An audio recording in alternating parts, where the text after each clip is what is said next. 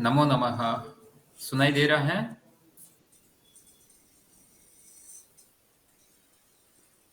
जी गुरुजी।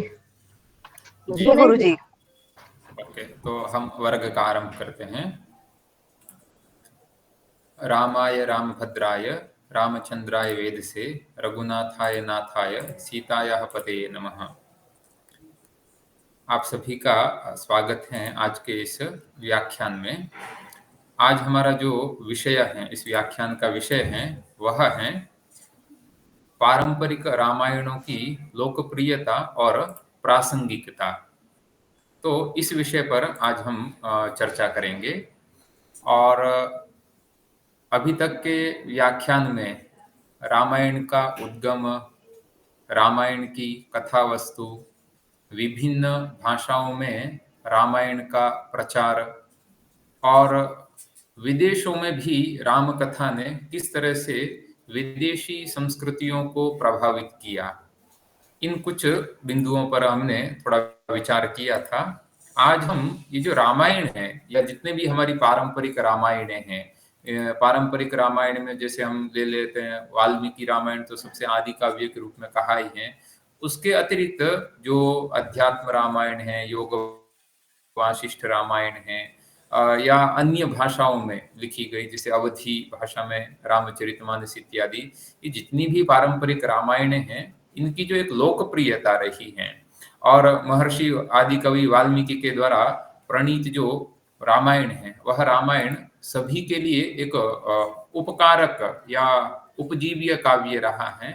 तो उसके क्या कारण हो सकते हैं, ऐसे कुछ जो विषय हैं, उन विषयों के, और वो जो रामायण है उस रामायण की वो जो लोकप्रियता का क्या कारण, और अभी भी हजारों वर्ष के बाद में भी वह रामायण है वह प्रासंगिक है, तो उसकी प्रासंगिकता के क्या कारण हो सकते हैं, उसके बारे में हम थोड़ी विचार करते हैं। आप देखिए, तो हम जानते हैं कि राम का जो चरित्र है वह लोकमानस का एक आदर्श चरित्र है ना।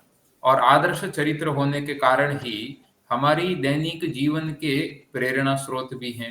वो एक आदर्श व्यक्ति हैं, महानायक हैं, ईश्वर के अवतार तो है ही, उसके साथ ही वो दीनानाथ हैं। और एक ये जो भाव है कि वो सबके हैं और अथवा हम उनके हैं और वह हमारे हैं, ये इस तरह का जो एक भाव है, वो इस वाल्मीकि रामायण में वर्णित तो उस मर्यादा पुरुषोत्तम भगवान राम के अतिरिक्त ऐसा उदाहरण शायद ही कहीं हमें प्राप्त हो कि जहां हम ये जो जितने भी हमारा जो सामाजिक ताना बाना है, उस पर जो सामाजिक ढांचा है, इस पर हम जितना सोच सकते हैं, या समाज की व्यवस्था के लिए जितने भी समाज शास्त्री जो हुए हैं, वो जितना कुछ सोच सकते हैं अपनी प्रज्ञा से, और एक आदर्श समाज का एक आदर्श स्वरूप बताने के लिए, या समाज का आदर्श स्वरूप क्या हो सकता है, एक आदर्श समाज क्या हो सकता है, एक आदर्श परिवार क्या हो सकता है, एक आदर्श पुरुष क्या हो सकता है, एक आदर्श पति या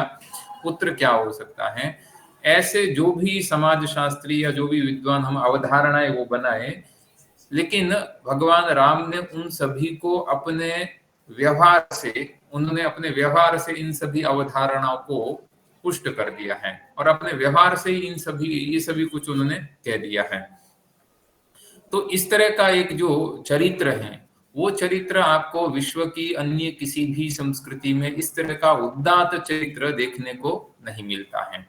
और यही कारण है कि जो जो एक राम राज्य, ये जो शब्द है ना, जो एक ऐसा एक राज्य, और वह जो राम राज्य है वह केवल यहाँ से कश्मीर से लेकर कन्याकुमारी तक रहा होगा या यहीं तक हो सकता है, उसकी कोई भौगोलिक परिधि भी नहीं हो सकती है, क्योंकि राम राज्य की कोई अपनी भौगोलिक सीमा नहीं है, उसकी एक अवधारणा है, और वो अवधारणा जहाँ कहीं भी उस तरह का उस तरह की व्यवस्था होती है या उस तरह की परिस्थिति बनती है, तो हम हमारे मुंह से अपने आप ही एक शब्द निकल जाता है, राम राज्य। तो ये जो राम राज्य की अवधारणा है, और वह भगवान श्री राम ने स्वयं वह स्थापित करके दिखाई अपने व्यवहार में, कि राम राज्य के जो भी आदर्श हैं, जो भी प्रतिमान हैं, वो सब के सब उन्होंने केवल कहे नहीं हैं, अपितु स्वयं उनको अपने जीवन में उन सबका आचरण करके हमें दिखाया है। इसलिए इसलिए भगवान राम के बारे में जो उत्तर रामचरित करके एक जो भवभूति ने नाटक लिखा था, उसमें वो बड़ा एक अच्छा कहते हैं कि रामो द्विर्नाभिभाषते, कि जो राम है वह कभी भी दोबारा नहीं बोलते हैं। दोबारा नहीं बोलते का तात्पर्य है कि वह एक बार जो वह वचन दे देते हैं, उस वचन का वह अवश्य ही पालन करते हैं, कैसी भी परिस्थिति हो वह उस वचन का अवश्य पालन करते हैं। तो रामो द्विर्नाभिभाषते, और यही जो परंपरा है वो परंपरा कालिदास के रघुवंश इत्यादि से चलते चलते चलते, वो तो रामचरितमानस में तुलसीदास जी ने इसी भाव को जब कहा कि रघुकुल रीति सदा चली आई, प्राण जाय पर वचन न जाई, तो इस तरह का एक जो उदात्त भावना का उदाहरण स्वयं अपने जीवन में स्थापित करके दिखाया। इसलिए ये जो आदि काव्य के जो महानायक भगवान राम है, वह उनकी जो लोकप्रियता है, वह लोकप्रियता समग्र विश्व में व्याप्त हुई है। इसलिए भगवान राम ने भी अपने समय के जितने भी विरोधी संस्कृति, विरोधी साधना, या जो भी आचार या व्यवहार या विचार पद्धति रही हुई है, उन सभी को भी उन्होंने आत्मसात करते करते, उन सब आत्मसात करते हुए उनका एक समन्वय करने का उन्होंने साहस किया था, और उन्होंने वो समन्वय करके भी उन्होंने दिखाया। तो यह भी एक बहुत बड़ी बात है, क्योंकि साहस करने के लिए शारीरिक या भौतिक बल की आवश्यकता नहीं पड़ती है, अपितु इस तरह का साहस करने के लिए हृदय की पवित्रता और चरित्र की जो दृढ़ता है उसकी आवश्यकता पड़ती है। तो साहस है वह भगवान राम का गुण था, और वह उनमें विद्यमान था, और उन्होंने इसलिए कदम कदम कदम पर ऐसी जो चारित्रिक दृढ़ता और हृदय में पवित्रता होने के कारण ऐसे साहसिक कार्यों का उदाहरण उन्होंने हमारे सामने प्रस्तुत किया है। तो आप देखें, जैसे कोई राज्याभिषेक की तैयारी हो रही है, और पिता की आज्ञा पाकर पत्नी सहित वन जाने के लिए तैयार होना, ये एक साहस का ही तो परिणाम है। वो राजपुत्र थे, युवराज थे, राज्याभिषेक की उनकी तैयारी हो रही थी, चाहते तो विद्रोह भी कर सकते थे, और संभव है कि विद्रोह करते तो ज्यादा से ज्यादा कारागार में डाल दिए जाते, लेकिन दर दर तो नहीं भटकना पड़ता, और वैसे भी थे वो सर्वशक्तिमान, उनके लिए कोई भी कार्य असंभव नहीं था। किंतु पिता की आज्ञा को स्वीकार करके उन्होंने एक आदर्श प्रस्तुत किया, और राम अयोध्या जैसे देश के युवराज अपनी सारी विलासिता त्याग कर गंगा तट से रथ को भी वापस भेज दिया, नंगे पाव वल्कल वस्त्र धारण करके वन की ओर चल पड़े। तो और राम ने अपने साहस के बल पर ही वहां वनवासी जनों के साथ में भी उनके कष्टों की अनुभूति करके उनके साथ में एक आत्मीय संबंध बनाकर एक आदर्श की स्थापना की। तो इस तरह का ये जो एक साहस है, वो साहस हमें रामायण में भगवान राम के चरित्र में हमें देखने को मिलता है। अब ये जो साहस है, ये साहस कहीं बाहर से तो ऐसा कोई खरीदा नहीं जा सकता है, क्योंकि साहसी व्यक्ति में वो जो साहस की जो शक्ति है, वो शक्ति गुप्त रहती है, जिसके बल पर वह दूसरे की रक्षा करने में, अपने प्राणों तक को त्यागने में तत्पर हो जाता है। तो देश, धर्म, जाति या परिवार वाले के लिए ही नहीं, अपितु संकट में पड़े हुए किसी अपरिचित व्यक्ति की सहायता के लिए भी उनकी तत्परता बनी रहती है। और ऐसा जो साहसी व्यक्ति होता है, वो दूसरों के लिए भी हर प्रकार के क्लेशों को प्रसन्नता पूर्वक वह सहन कर लेता है। इसलिए आप देखेंगे कि भगवान राम ने ऐसे अदम्य साहस का जो दृष्टांत है, वो उस समय भी प्रस्तुत किया, है ना, कि जब नाम समुद्र है, वह समुद्र उनको रास्ता नहीं दे रहा था। और यह तो उस समय भगवान राम का साहस ही था कि समुद्र को भी मनुष्य का रूप धारण करके उनकी शरण में आना पड़ा, है ना। और ऐसा जो साहस का उदाहरण कि राम जैसा व्यक्ति ही ये संपूर्ण साहस से ऐसा ये कार्य कर सकता है कि प्रजा की खुशी के लिए अपनी अर्धांगिनी सीता का परित्याग करने में भी उनको रंच मात्र क्लेश नहीं हुआ। तो इस तरह के जो उदाहरण हैं, वो उदाहरण उस आदि काव्य वाल्मीकि रामायण में भगवान राम के ऐसे ऐसे जो अदम्य उदाहरण, अदम्य साहस के जो उदाहरण हैं और चारित्रिक दृढ़ता के उदाहरण हैं, हृदय की पवित्रता के जो उदाहरण हैं, उन उदाहरणों के कारण ही इस तरह का जो संदर्भ है या इस तरह का जो एक भगवान राम का जो चरित्र है, वो चरित्र ऐसा गढ़ पाया है कि जिसने समग्र विश्व की संस्कृतियों को अवश्य प्रेरित किया है और समग्र विश्व की संस्कृतियों को उन्होंने प्रभावित भी किया है। दूसरा जो कारण एक हम देखते हैं कि रामायण की जो लोकप्रियता का जो कारण है, दूसरा कारण यह है कि उसमें चित्रित, रामायण में चित्रित जो भारतीय संस्कृति, वह बड़ी अद्भुत उसमें चित्रित की गई है। तो संस्कार और संस्कृति ये दोनों ही, ये शरीर के गुण नहीं होकर आत्मा के गुण हैं, क्योंकि संस्कृति के जो मूल्य हैं वह स्थायी होते हैं और ऐसे संस्कृति के स्थायी मूल्यों में कोई अनायास परिवर्तन नहीं होता है, क्योंकि जो संस्कृति है वो मानव समाज के इतिहास की, उसके आचरण की, चिंतन की, शिक्षा की, कला की, साहित्य, प्रशासन, समाज, इनके ये जितने भी मूल्य हैं, इन मूल्यों का एक धरोहर होती है संस्कृति। और इसी सामाजिक इन्हीं सांस्कृतिक मूल्यों से एक समाज है वह स्वस्थ दिशा को प्राप्त करके मानवता के विकास और उन्नति की ओर वह स्वस्थ समाज, जो संस्कृति है वो मनुष्य को मानवता का विकास करके उसको उन्नति की ओर ले जाती है संस्कृति। इसलिए परंपरा से ऐसे प्राप्त जो जीवन पद्धति और सत्कर्म में प्रेरित करने वाले जो कर्म हैं, उन कर्मों को हम संस्कृति के नाम से जानते हैं। और ये जो संस्कृति है वह मनुष्य के समस्त जीवन को व्याप्त करके स्थित रहती है। इसलिए संस्कृति को न तो किसी निश्चित परिभाषा में बांधा जा सकता है, न ही इस शब्द का और कोई पर्याय शब्द बन सकता है, क्योंकि मनुष्य को मनुष्य बना देने वाले कतिपय विशिष्ट तत्वों में जो संस्कृति है वह भी एक अन्यतम तत्व है। और मनुष्य को मनुष्य बनाने के लिए जितने भी तत्वों की आवश्यकता होती है, वो सारे के सारे तत्व संस्कृति में अभिव्यक्त होते हैं। तो जो मनुष्य को मानसिक, आध्यात्मिक और बौद्धिक विशिष्टता प्रदान करती है, वो ऐसी संस्कृति किसी एक व्यक्ति के या कुछ समय के अथवा संपूर्ण जीवन के कार्यों से निर्मित नहीं होती है। वो तो असंख्य व्यक्तियों के दीर्घकालिक और अत्यंत कष्ट साध्य प्रयत्नों के परिणाम से ऐसी संस्कृति पल्लवित और पुष्पित होती है।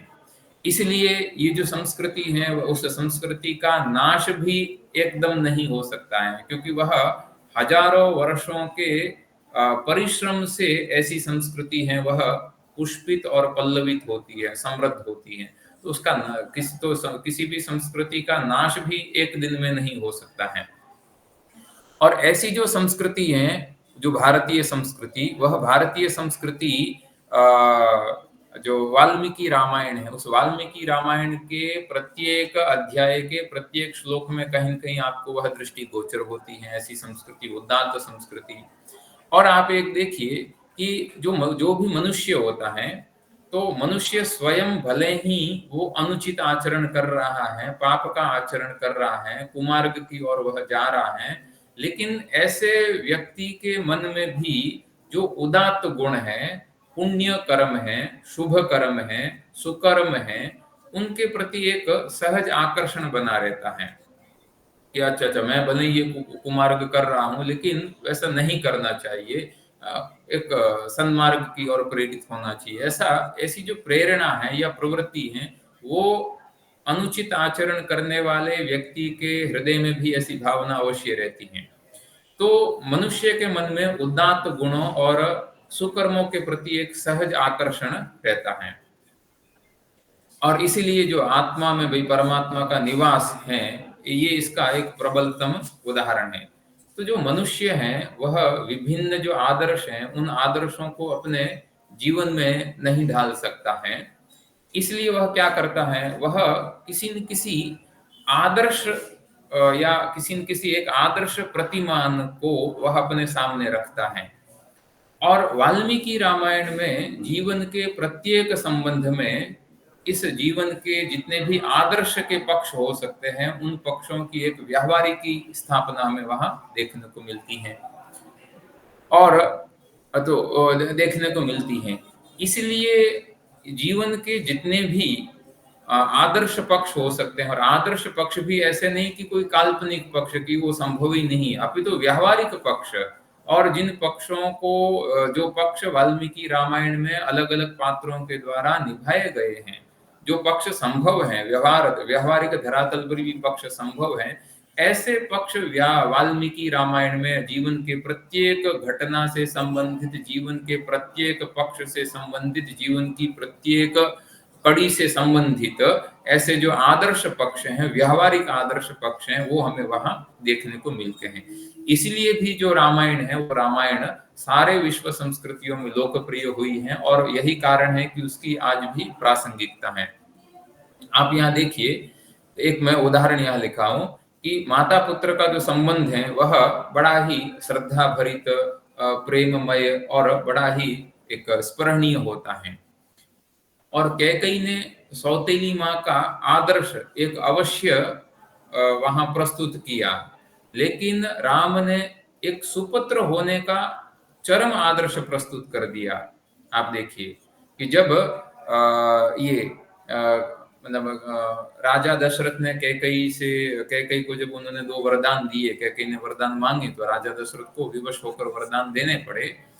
तो उसके बाद में राम है वो वनवास में चले जाते हैं, लेकिन राजा दशरथ हैं वो कैकेयी का त्याग कर देते हैं, क्योंकि कैकेयी से क्रुद्ध होकर राजा दशरथ ने भरत सहित कैकेयी का त्याग कर दिया था। और फिर उसके बाद में कालक्रम से उनका फिर स्वर्गवास हो गया था। तो जब वापस भगवान राम रावण वध करके लंका विजय के उपरांत जब वापस आते हैं और राम राज्याभिषेक होता है, तो सारे देवता भी आते हैं, तो पितृ के रूप में राजा दशरथ भी वहां आते हैं।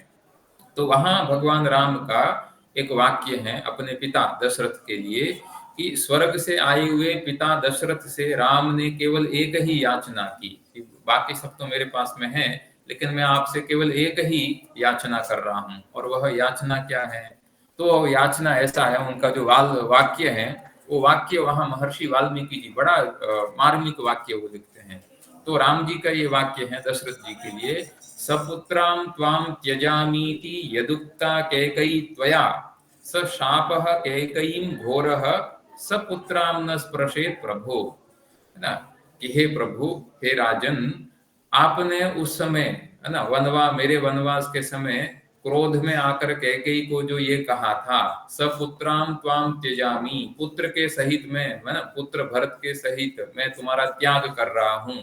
यदुक्ता कैकेयी त्वया, ये आपने जो कैकेयी को ऐसा जो कहा था, ये जो कैकेयी को आपने श्राप दिया था, स शापः कैकेयीं घोर, ऐसा जो घोर शाप जो आपने कैकेयी को दिया था, वो घोर शाप कैकेयी को स्पर्श भी नहीं करें, बस यही मेरी आपसे याचना है। तो आप देखिए भाई, आज के भौतिक प्रधान विश्व में इस तरह का जो एक उदाहरण है कि जिस कैकेयी ने उनको 14 वर्षों का वनवास दिया, जो कैकेयी उनके 14 वर्षों के वनवास का कारण बनी, उसको भी जरा-सा भी शारीरिक तो छोड़िए मानसिक भी उसको कष्ट नहीं हो, उसके लिए भी वह अपने पिता से याचना कर रहे हैं। तो इस तरह का जो एक उदात्त उदाहरण है, वो उदाहरण आपको विश्व की अन्य संस्कृति में नहीं देखने को मिलता है। और यही कारण है कि जो रामायण मतलब यही कारण है कि जो रामायण है, वह रामायण अत्यंत लोकप्रिय हुई है। उसी तरह से आप देखिए, भले दूसरा उदाहरण यदि हम आदर्श भाई भरत का उदाहरण ढूंढे, तो इस भौतिक प्रधान विश्व में ऐसा और कोई उदाहरण हमें देखने को नहीं मिलता कि जिसने बड़े भाई के दुख से दुखित होकर 14 वर्षों तक स्वयं भी वनवासी रहकर वनवासी जैसा ही जीवन उन्होंने व्यतीत किया। ऐसा उदाहरण हमें देखने को और कहीं नहीं मिलता है। तो वाल्मीकि रामायण की लोकप्रियता और प्रासंगिकता का जो कारण है, उस कारण में ये जो वाल्मीकि रामायण में जो चित्रित एक जो भारतीय संस्कृति है, भारतीय संस्कृति के उदात्त मूल्य हैं, वो मूल्य भी इसमें कारण है। तो रामायण के इस सांस्कृतिक अनुशीलन में इसकी जो चिर पुरानी किंतु नित्य नूतन जो रामायण की रम्य कथा है, उस रम्य कथा के अनेक नवीन, रुचिकर और अनछुए रूप हैं, वो धीरे धीरे धीरे उजागर होते हैं। इसलिए हम जब इस तरह का एक उदात्त भावना से देखते हैं, तो इस रामायण के रचयिता वाल्मीकि कब हुए, वाल्मीकि राम के समकालीन थे या नहीं थे, रामायण की रचना का समय क्या था, ये सारे के सारे प्रश्न इस सांस्कृतिक अनुशीलन के क्रम में इतने महत्वपूर्ण नहीं रह जाते हैं, जितना महत्वपूर्ण उस वाल्मीकि रामायण में चित्रित जो सांस्कृतिक मूल्य हैं, रामायण के पात्रों का एक आदर्श उदाहरण है, उनका जो चरित्र है वो महत्वपूर्ण हो जाता है। और वही जो महत्वपूर्ण अंग है, वही जो महत्वपूर्ण तत्व है, वही वाल्मीकि रामायण की लोकप्रियता के कारण बने हैं। इसलिए रामायण का समय जो भी रहा हो, किंतु उसमें जो चित्रित भारतीय संस्कृति है, वो भारतीय संस्कृति के जो सांस्कृतिक मूल्य हैं, और जिन मूल्यों को वाल्मीकि रामायण में वर्णित सभी पात्रों ने एक आदर्श रूप में उन मूल्यों को अपने जीवन में उतार कर दिखाया है, उन आदर्श मूल्यों को धरातल पर उतार कर दिखाया है, ये दिखाया है। इसी कारण से वाल्मीकि रामायण है, वह जो रामायण है, उस रामायण की लोकप्रियता और प्रासंगिकता आज भी विश्व में बनी हुई है। तो ऐसे जो कारण है, और भी आप कारण देखिए कि जो एक राम राज्य की जो अवधारणा है, जिसमें हम भले वर्णाश्रम कहें अथवा चतुराश्रम जो कहें, उनमें भी आप देखिए कि इस तरह का जो हमें वर्णन प्राप्त होता है कि भारतीय ऋषि ने समाज के जो विभिन्न कार्यों को, उन कार्यों की दृष्टि से जिस चतुर्वर्ग की एक अद्भुत अवधारणा को प्रस्तुत किया था, ऐसी जो चातुर्वर्णीय व्यवस्था है, वो वाल्मीकि रामायण के समय तक एक परिपक्व अवस्था में हमें प्राप्त होती है। और वाल्मीकि रामायण का यदि अनुशीलन किया जाए, तो तत्कालीन संस्कृतियों में संस्कृति में जितने भी वर्ण हैं, उन वर्णों के बीच में एक सुनिश्चित पार्थक्य और उन सभी के कर्तव्य, उन सभी के अधिकारों का भी स्पष्ट रूप से बंटवारा भी वहां प्राप्त होता है, और सभी का अपना अपना कर्तव्य भी क्या है, वो भी वाल्मीकि रामायण में बड़ा एक आदर्श रूप में चित्रित है। और रामायण में आप देखते हैं तो प्रायः सभी वर्णों का उसमें उल्लेख होता है। जैसे दशरथ के जब लगभग जो दूसरा अध्याय है, वाल्मीकि रामायण का जो प्रथम कांड है, बाल कांड है, उसका लगभग 5वां 6ठा जो अध्याय है, वो अयोध्या नगरी का वहां वर्णन किया हुआ है। तो उसमें राजा दशरथ के सुशासन का वर्णन करते हुए वहां कहते हैं महर्षि वाल्मीकि कि दशरथ के सुशासन में ब्राह्मण आदि चारों वर्णों के लोग देवता और अतिथियों की पूजा करते थे, और दशरथ के शासन में चारों वर्णों के लोग सबके सब कृतज्ञ, उदार, पराक्रमी और शूरवीर थे। ये श्लोक वहां हमें प्राप्त होता है ना, कि वर्णेषु अग्र्य चतुर्थेषु देवतातिथि पूजकाः कृतज्ञाश्च वदान्याश्च शूरा विक्रम संयुक्ताः। और उसके कैसे थे, राज्य के जो लोग थे वो कैसे थे, दीर्घायुषो नराः सर्वे, है ना, सभी के सभी दीर्घायु थे सर्वे, धर्मम सत्यम च संसृतः, है ना, धर्म का और सत्य का आश्रय लेने वाले थे सारे सारे लोग, सहिता पुत्र पौत्रेश्च, और पुत्र और पौत्रों के सहित थे, यानी किसी की भी अकाल मृत्यु उनमें वहां नहीं होती थी, सबके सब अपने अपने भरे पूरे परिवार को देखते थे। तो सहिता पुत्र पौत्रेश्च नित्यम स्त्री भी पुरोतमे, और सभी के सभी, है ना, जो स्त्री हैं वह अपने पुरुष के साथ में, पुरुष हैं वह अपनी स्त्री के साथ में, तो सभी के सभी पुत्र पौत्रों के साथ में वह सहित होते थे। और एक और वहां संदर्भ प्राप्त होता है कि जब राजा दशरथ पुत्रेष्टि यज्ञ कर रहे होते थे, तब राजा दशरथ के जो पुरोहित वशिष्ठ जी ने राज्य के अधिकारियों को आज्ञा दी थी कि इस अवसर पर सभी वर्णों की सत्कार पूर्वक पूजा होनी चाहिए, है ना, सर्वे वर्णा यथा पूजा प्राप्नुवन्ति सुसत्कृताः, ऐसा वाल्मीकि जी हैं वो वहां कहते हैं। तो इस तरह से राम जो एक राम राज्य में जो रामायण की लोकप्रियता का एक जो महत्वपूर्ण कारण है या महत्वपूर्ण घटक है वह राम राज्य भी है, जिसका मैं थोड़ा आगे और विस्तार से वर्णन भी करूंगा। तो राम राज्य में भी चारों वर्ण लोभ रहित थे और संतुष्ट होकर अपने अपने कर्तव्यों का पालन करते थे, और सभी के सभी अपने अपने कर्तव्यों का पालन करते करते थे। अब ये जो चार वर्ण हैं, इन चारों वर्णों में कौन किस तरह का कार्य करता था, किस वर्ण के क्या कार्य थे, ब्राह्मण के कार्य क्या कार्य थे, वैश्य के क्या कार्य हैं, उन सभी का भी आपको प्रचुर मात्रा में वहां उपलब्ध जो उल्लेख है वो मिलता है। कि जो ब्राह्मण है वो ब्राह्मण है, वह ब्रह्म ज्ञान की ओर उन्मुख रहने वाला, परम तत्व और सत्य के अन्वेषण से ही लीन रहने के कारण वह वर्ण ब्राह्मण कहलाता था। तो उसका क्या कर्तव्य है, क्या धर्म है, क्या उसका गुण है, इस संबंध में रामायण में हमें प्रचुर सामग्री उपलब्ध होती है कि इंद्रिय संयम है, अध्ययनशीलता है, दान है, विनम्रता है, ईर्ष्या से राहित्य है, बुद्धिमता है, यज्ञ में निपुणता है, ऐसे बहुत सारे जो गुण हैं वो गुण वहां हमें मिलते थे।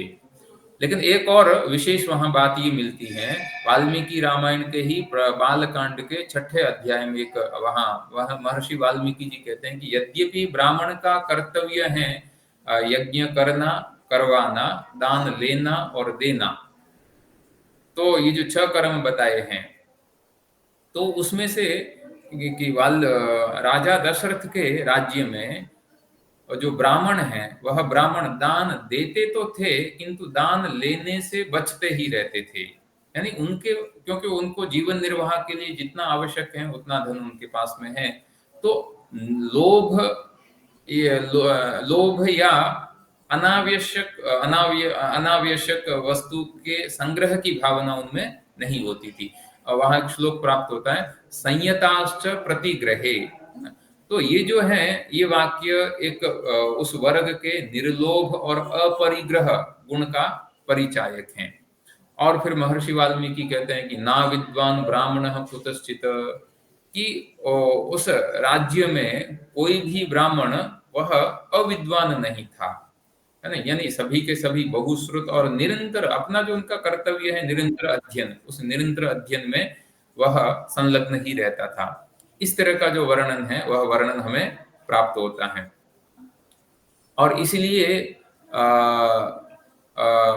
जो एक और वहां संदर्भ ऐसा प्राप्त होता है कि जो ब्राह्मण है उस ब्राह्मण से कभी भी यह अपेक्षित नहीं होता था कि वह कभी असत्य भाषण करे, हिंसा करे या पापाचार में लिप्त हो, है ना। इसलिए जो वाल्मीकि रामायण का जो उत्तरकांड है, जहां ये प्रसंग आता है कि राम के राजद्वार पर अपने मृत पुत्र को लेकर आया हुआ जो ब्राह्मण है वह इस तरह का एक विलाप करता है कि न स्मरामि अनर्थम ह्युक्तम न च हिंसाम स्मरामि अहम सर्वेषां प्राणिनां पापम न स्मरामि कदाचन, यानी मैंने न तो कभी असत्य बोला न कभी हिंसा की, कभी प्राणियों के प्रति पाप मैंने किया ऐसे मेरे स्मरण में भी नहीं आता है, फिर भी मेरे पुत्र की अकाल मृत्यु हो गई, है ना? तो ये इसका क्या कारण है? ये राम आप मुझे बताइए।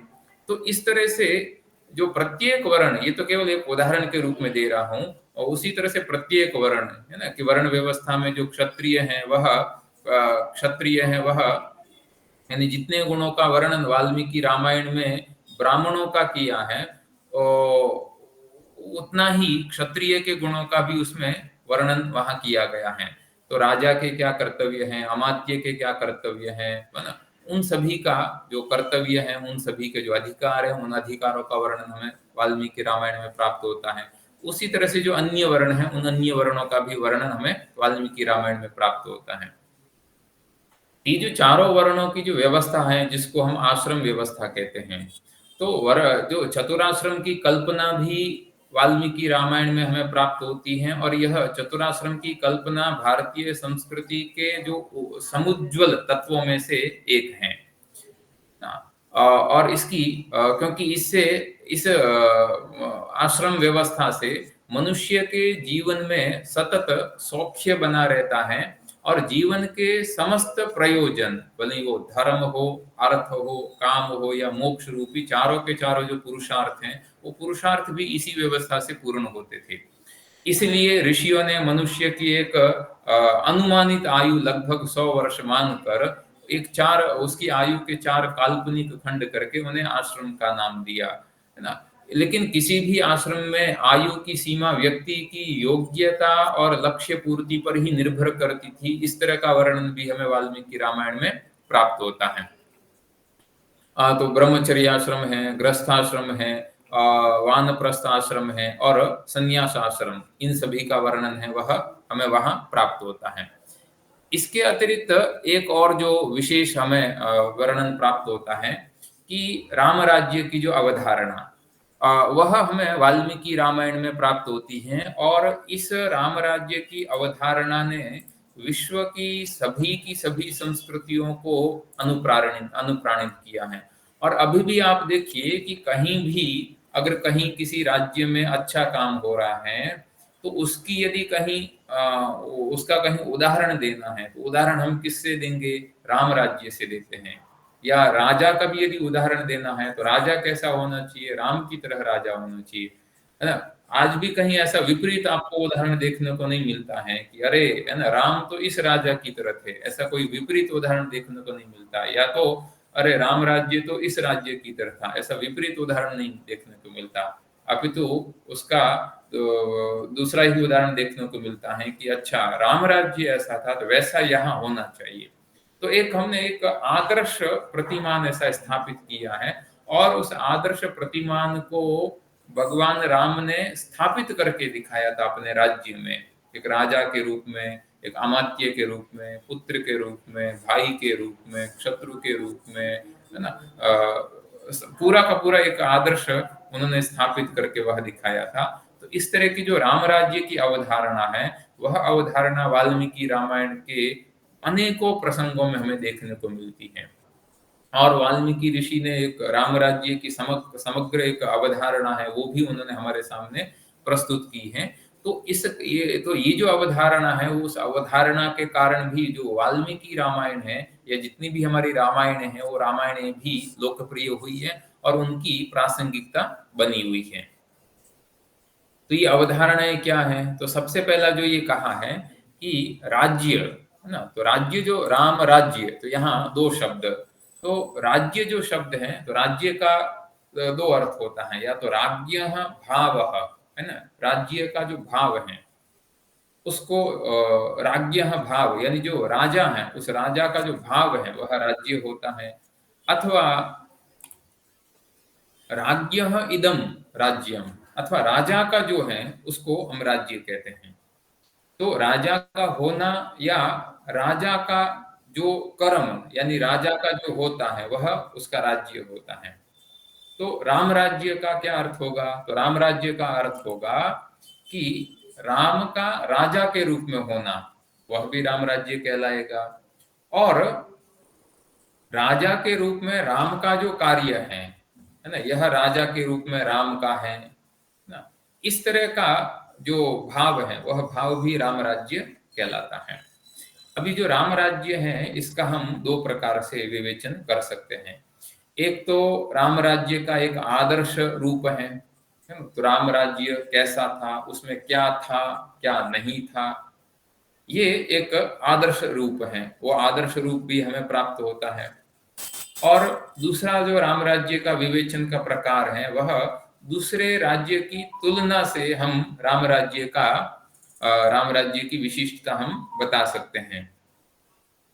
दूसरे राज्य की तुलना में राम राज्य की क्या विशिष्टता है, वो हम यहाँ बता सकते हैं। ये राम राज्य के विवेचन के दो प्रकार हमारे सामने प्रस्तुत होते हैं। तो दोनों ही प्रकार से हम राम राज्य की जो अवधारणा है उसको जानने का प्रयास करते हैं। तो आप देखिए कि जब हमारे सामने राम राज्य में अ, जो राम राज्य की जो आधार भूमि है वे वो कहाँ है राम राज्य, तो वह अयोध्या में है। तो अयोध्या की वो अयोध्या नगरी कैसी है, उस अयोध्या नगरी की भव्यता क्या है, वो भव्यता महर्षि वाल्मीकि है वह अपनी रामायण में बताते हैं। और ऐसी अयोध्या की भव्यता है वो न केवल महर्षि वाल्मीकि जी अपने रामायण में बताते हैं, अपितु इनसे इतर भी जो रामायण है उन रामायणों में भी किसी न किसी रूप में आपको उस अयोध्या की भव्यता, जो राम राज्य की आधार भूमि रही है, उस भव्यता को हम देखते हैं, भव्यता हमें दिखती है वहां। तो भौगोलिक रूप से देखें तो जो पवित्र सरयू नदी है उस नदी के तट पर कौशल जनपद है और उस जनपद में वह अयोध्या नगरी है। और जिसका निर्माण कहा जाता है, और महर्षि वाल्मीकि जी भी वहां कहते हैं कि जो मनुष्यों में जो सबसे पहले, जो मनुष्यों में भी जो सबसे श्रेष्ठ हुए हैं मानवेंद्र, ऐसे जो मनु थे, जो भगवान राम के उस रघुवंश में उनके पूर्वज रहे हैं, उन मनु ने स्वयं उस अयोध्या को बसाया था, अयोध्या बनाई थी उन्होंने। और वह जो अयोध्या राम राज्य की आधार भूमि अयोध्या, उसका नाम ही अयोध्या था क्योंकि वह किसी के भी द्वारा युद्ध में कभी जीती नहीं गई है ना। कभी भी वह युद्ध के लिए वह युद्ध के यानी वह युद्ध से योद्धा कभी नहीं रही है, न योद्धा अयोध्या। और ऐसी अयोध्या की भव्यता क्या रही है, तो वाल्मीकि जी हैं वो लगभग वाल्मीकि रामायण का जो 5वां जो अध्याय है बालकांड का, वो समग्र उस राम राज्य की आधार भूमि अयोध्या का वर्णन करते हैं। अयोध्या नगरी का वर्णन करते हैं और फिर अगले अध्याय में वो अयोध्या नगरी में किस प्रकार के नागरिक थे, उन नागरिकों का भी वह वर्णन वहां करते हैं। तो कैसे कैसे नागरिक थे, तो एक बड़ी लंबी लिस्ट है वह वाल्मीकि जी हमारे सामने प्रस्तुत करते हैं, अयोध्या की भव्यता प्रस्तुत करते हुए, है ना। अयोध्या कैसी है, तो कहा श्रीमती, यानी वैभव से संपन्न, है ना। और सुविभक्त जो राजमार्ग हैं ऐसे राजमार्गों से शोभित हैं। कपाट तोरणवती, है ना, जगह जगह पर वहां, है ना, बड़े बड़े दरवाजों वाले गेट लगे हुए हैं, तोरण लगे हुए हैं, ऐसे कपाट तोरणवती नगरी, है ना। और सुविभक्त आपणा, और जहां आपन यानी जो मार्केट है वो मार्केट भी अलग अलग प्रकार से विभक्त है कि ये सब्जी का मार्केट है, ये इसका मार्केट है, ये इसका मार्केट है, ये कपड़े का मार्केट है। इस तरह का जो आपन है, जो मार्केट है, वो भी सबके अपने अलग अलग अलग विभक्त हैं। तो सुविभक्त आपना, सर्व यंत्रायुधवती, और जितने भी जो यंत्र रूप जो आयुध यानी अस्त्र शस्त्र हैं, वो अस्त्र शस्त्र उस नगरी में विद्यमान थे। उस नगरी में सभी प्रकार के शिल्पकार वहां रहते थे और अति अतुलनीय प्रभाव वाली, और अतुलनीय प्रभाव वाली वह अयोध्या नगरी थी। ऊंचे ऊंचे प्रासादों पर ध्वज वाली, है ना, बड़े बड़े प्रासाद यानी जो महल थे, बड़े बड़े भवन थे, उन भवनों के ऊपर, है ना, ध्वजा लगी हुई थी, ध्वज लगे हुए थे ऐसे। और अयोध्या कैसी थी, तो कहा दुर्गम परिघाओं से घिरी हुई, है ना। तो परिघा का अर्थ होता है खाई, है ना। उस अयोध्या नगरी के चारों ओर जो बड़ी बड़ी गहरी गहरी खाइयां थी जिसमें पानी बहता था, है ना, ताकि कोई भी उस पर आक्रमण करके नहीं आ सके। तो दुर्गम परिघाओं से घिरी, है ना, घोड़े और हाथियों, गो खरों से भरी हुई, और नाना देशों से आए वणिक जनों से, जो बिजनेसमैन थे, है ना, तो उनसे यह शोभित थी। ऐसी ये अयोध्या नगरी थी। उसका बड़ा सुंदर वर्णन है वो। आप वाल्मीकि रामायण को जब हम एक इतिहास की दृष्टि से जब इसका अध्ययन करने के साथ साथ जब एक साहित्य के छात्र की दृष्टि से अध्ययन करते हैं, तो बड़ा एक उसमें अद्भुत रस हमें मतलब अद्भुत रस का आस्वादन हमें होता है कि कपाट तोरणवतीं सुविभक्तांतरापणां सर्वतंत्रायुध सर्वतंत्रायुधवतीं उषितां सर्वशिल्पिभिः वधू नाटक संघैश्च संयुक्तां सर्वतः पुरीं उद्यानाम्र वनोपेतां महतीं सालमेखलां। जगह जगह जो उद्यान है वो उद्यान बने हुए हैं, रमणीय स्थान वहां बने हुए हैं। ऐसी ये अयोध्या नगरी वहां थी। और ऐसी जो अयोध्या नगरी में जो लोग थे, वो कैसे लोग थे और कैसे लोग नहीं थे, उन दोनों का ही वर्णन जो है वह महर्षि वाल्मीकि जी करते हैं। और ये इस तरह का कोई काल्पनिक उनका वर्णन नहीं है, अपितु क्योंकि वह तो एक ऋषि कल्प है और जैसा वह देख रहे हैं, इसलिए क्योंकि स्वयं जब वह वर्णन कर रहे हैं तो स्वयं वाग्देवी सरस्वती जी ने उनको वरदान दिया था, न ते वाग अनृता भविष्यति, कि तुम जिसका वर्णन कर रहे हो, तुम अपनी दिव्य प्रज्ञा से उस समग्र राम के और उनके जितने भी जो पात्र हैं, उन पात्रों का जो चरित्र जो तुम्हें ज्ञात है और जो ज्ञात नहीं है, उन सभी को तुम अपनी दिव्य प्रज्ञा से उस चरित्र का साक्षात्कार करोगे, उस चरित्र को प्रत्यक्ष करोगे, और फिर तुम लिखो जो जो कुछ तुम लिखोगे, तो जो तुम्हारी वाणी है वो कभी भी अनृत नहीं होगी, यानी जो तुम लिख रहे हो वह सब कुछ सत्य ही है। ऐसा स्वयं वाग्देवी सरस्वती है, वह महर्षि वाल्मीकि जी का जो वचन है वह प्रामाणिक है, ऐसा वह प्रमाणित करके जाती है। तो अयोध्या में कैसे लोग नर नारी नहीं थे, पहले उसका वर्णन वह करते हैं कि भी कैसे कैसे नहीं थे। तो बड़ी एक अच्छी वहां लिस्ट वहां बनाते हैं। आप उन श्लोकों का आस्वादन करेंगे तो बड़े बड़े नए नए अच्छे अच्छे शब्द आपको मिलेंगे। देखिए,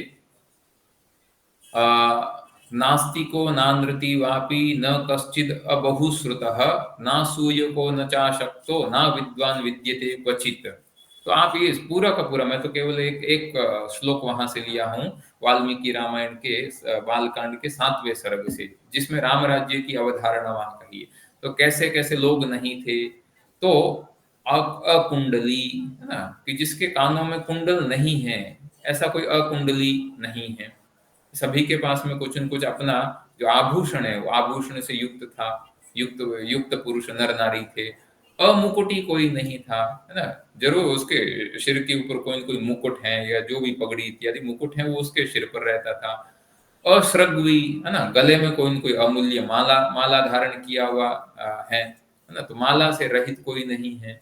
असुगंध, शरीर पर सुगंध का लेपन नहीं किए हुए ऐसा कोई पुरुष नहीं है। अल्प भोगवान, और जिसके पास में जो भोग हैं वह अल्प हैं, ऐसा नहीं है, बड़े ऐश्वर्य संपन्न सारे के सारे नर नारी दिख रहे हैं। अमृष्ट भोजी, है ना, जो किसी के जो छोड़ा हुआ जो भोजन है उसको खाने वाला, यानी उच्चिष्ट खाने वाला, जो भिक्षुक इत्यादि होते हैं, वैसा कोई वहां नहीं है। अदाता, है ना, और हर कोई दाता ही है, अदाता कोई नहीं है कि किसी के पास में कोई मांगने आए और कहे नहीं आज मेरे पास देने के लिए कुछ नहीं है, ऐसा अदाता भी कोई नहीं है। अहस्ताभरण, है ना, हाथ में जो आभरण होता है, तो ऐसे आभरण, हाथ में कोई आभरण या आभूषण से रहित कोई नहीं है। अनात्मवान, है ना, और अहम इस प्रकार की जो एक भावना है ना, वो सभी में है ना, यानी सभी के सभी जो है वो बुद्धिशाली है ना, विक्षिप्त कोई नहीं है ना, मानसिक रूप से कोई विक्षिप्त नहीं है, अनात्मवान कोई नहीं है। अनाहिताग्नि, है ना, और सभी के सभी अपना अपना जो कर्म है, भले ही वो ब्राह्मण है कि क्षत्रिय है, वैश्य है, क्षूद्र है कि ब्रह्मचारी है कि गृहस्थ है कि वानप्रस्थ है या सन्यासी, सभी के सभी अपने अपने कर्तव्य में रत हैं। इसलिए कोई भी अग्नि है, उस अग्नि अनाहिता अग्नि वाला कोई नहीं है, यानी जिसके घर में अग्नि है जो भी यज्ञ की अग्नि है कि पाकशाला की अग्नि है वह बुझ गई है, ऐसा कोई नहीं है। अयज्वा, यज्ञ नहीं करने वाला ऐसा कोई नहीं है। क्षुद्र कोई नहीं है, क्षुद्र यानी जो एकदम दीनहीन, ऐसा कोई नहीं है। नास्तिक कोई नहीं है। असूयक, है ना, सूया का अर्थ होता है ईर्षा, है ना। तो ऐसा कोई भी असूयक, ईर्षालु कोई व्यक्ति नहीं है। अविद्वान नहीं है। तस्कर यानी जो चोर इत्यादि हैं वह नहीं है। संकर, संकर यानी जो मिश्रित है, मिश्र वर्ण का नहीं है कोई। अनृति, असत्य भाषण करने वाला कोई नहीं है। अशक्त, शक्तिहीन कोई नहीं है। अषडंगवित, है ना, जो शरीर के जितने सारे अंग हैं सभी के सभी, है ना, अंगों के सहित ही हैं, कोई भी इस तरह का नहीं है। अबहुश्रुत, है ना, और जिसने बहुत सारे विद्याओं का अध्ययन नहीं किया है ऐसा नहीं है कोई उस राज्य में। अव्रत, जो किसी न किसी व्रत का आचरण नहीं कर रहा है ऐसा कोई राज्य में नहीं है ना। दीन कोई नहीं है। असहस्रद, है ना, जिसने कम से कम 1000 बार जिसने दान दिया है ऐसा कोई व्यक्ति नहीं है। व्यथित, क्षिप्त चित्त, अश्रीमान, अरूपमान, असिद्धार्थ, कामी, ऐसे भी कोई व्यक्ति नहीं है उस राम राज्य में, उस अयोध्या में नहीं है। कदर्य, नृशंस और परदार रत, ऐसे व्यक्ति भी उस राज्य में नहीं है। तो एक वाल्मीकि जी हैं, वह उस एक आदर्श राज्य की स्थापना करते हुए, एक आदर्श राज्य का प्रतिमान स्थापित करते हुए वह कहते हैं कि इस व्यावहारिक रूप से धरातल पर इस तरह का एक राज्य है क्योंकि जिसमें ऐसे ऐसे लोग नहीं हैं। एक जो एक आदर्श राम राज्य की जो अवधारणा है वो अवधारणा हमें यहाँ से एक प्राप्त होती है कि उसमें कैसे कैसे लोग नहीं थे या कैसे कैसे लोग नहीं, अयोध्या में नहीं है, नर नारी नहीं है। और कैसे लोग थे उनकी लिस्ट भी है, वह महर्षि वाल्मीकि जी बताते हैं कि अयोध्या में कैसे नर नारी थे, कैसे लोग थे। तो वह कहते हैं जितेंद्रिय, विजितेंद्रिय, यानी कोई भी परदार रत नहीं है, कोई भी इस तरह का अपने कर्तव्य के पालन में हीनता करने वाला नहीं है, तो वह जितेंद्रिय है। इसलिए सभी के सभी विजितेंद्रिय, जिन्होंने अपनी इंद्रियों के ऊपर विजय प्राप्त की है, ऐसे विजितेंद्रिय हैं। देवता अतिथि पूजक, है ना, जो सभी देवता है, अतिथि है, उनकी पूजा आदर सत्कार करने वाले लोग लोग हैं वहां। दीर्घायुषः, सभी के सभी दीर्घायु हैं। एक जो मनुष्य का एक जो अनुमानित जीवन काल जो निर्धारित किया गया है, तो सभी के सभी दीर्घायु को प्राप्त होने वाले हैं। स्वधर्म निरत, इस शब्द का प्रयोग करते हैं, स्वधर्म निरत और स्वकर्म निरत, अपने अपने धर्म में और अपने अपने कर्म में निरत। जो ब्राह्मण है वह अपने कर्म में निरत हैं, अपने धर्म में निरत हैं। इस तरह का वह महर्षि वाल्मीकि जी कहते हैं। और वह नर नारी कैसे हैं? कृतज्ञ, कि कोई भी उनका यदि उपकार करता है तो उस उपकार के प्रति वह हमेशा कृतज्ञ रहते हैं। और कैसे हैं तो कहा वदान्य, सभी के सभी श्रेष्ठ हैं। विक्रम संयुक्त, शक्तिशाली है, पराक्रम और विक्रम से संयुक्त हैं। तो ऐसे सभी लोग धर्म और सत्य पर आश्रित हैं। और इसीलिए जो ये श्लोक आया है, दीर्घायुषो नरा सर्वे धर्मम सत्यम च संसृताः सहिता पुत्र पौत्रेश्च नित्यम स्त्रीभिः पुरोतमे, है ना। तो पुत्र पौत्र आदि से युक्त सभी के सभी। तो एक तरह से एक जो राज्य की अवधारणा होती है कि जिसमें क्या नहीं होना चाहिए और क्या होना चाहिए, इन दोनों की ही सूची है वह महर्षि वाल्मीकि जी हैं, वह अपने वाल्मीकि रामायण में हमारे सामने यह प्रस्तुत करते हैं। तो ये एक आदर्श प्रतिमान है, वह आदर्श प्रतिमान व्यवहार पर, धरातल पर संभव हो सकता है। यह एक महर्षि वाल्मीकि जी ने वहां बताया है। और यही कारण रहा है कि इस तरह का जो प्रतिमान है, इस तरह का जो उदाहरण है, वैसा उदाहरण और कई किसी भी विश्व संस्कृति में हमें देखने को नहीं मिलता है। 1 मिनट आप होल्ड करिएगा।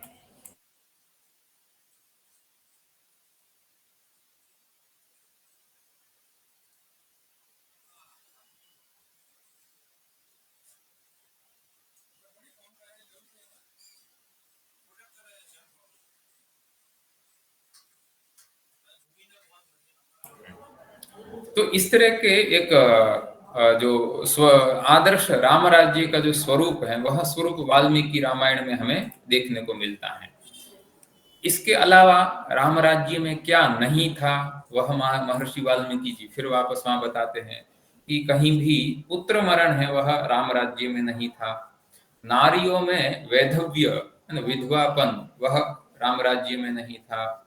और जो भय है, वो भय किसका? अग्नि का, जल का, वात, ज्वर, क्षुधा यानी भूख, तस्कर जनित, चोरों से जो उत्पन्न होने वाला भय है ना, जो भी चोर उठ चुके हैं उनसे भय, व्यालकृत है ना, अथवा जो ऐसी जो अकस्मात आने वाली जो व्याधियां हैं, उन व्यालकृत, व्याधिकृत भय है, वह वाल्मीकि रामायण में हमें नहीं देखने को मिलता है। उस राम राज्य में वैसा भय भी नहीं था। और अनर्थ का स्पर्श नहीं था कि जो जिसके लिए जो जिस धर्म को बताया गया है, जिसके लिए जो कर्तव्य बताए गए हैं, उन कर्तव्यों का पालन करने वाले सभी थे।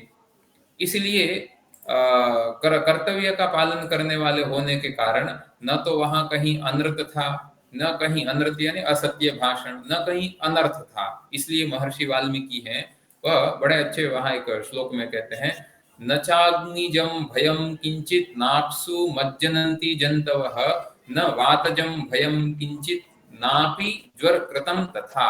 इस तरह का वह वहां कहते हैं कि ये राम राज्य में नहीं था।